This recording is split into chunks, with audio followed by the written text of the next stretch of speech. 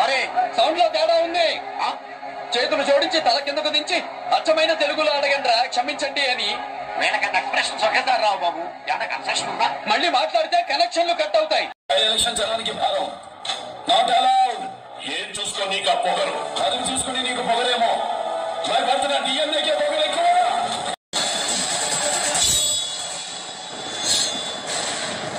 పురోహితులారా, ఎంతమంది కాళ్ళు తెగినా, ఎంతమంది చేతులు తెగిపడినా, ఆఖరికి ఎంతమంది ప్రాణాలే పోయినా పూజ మాత్రం ఆగకూడదు. మొదలెట్టండి మంత్రాలు.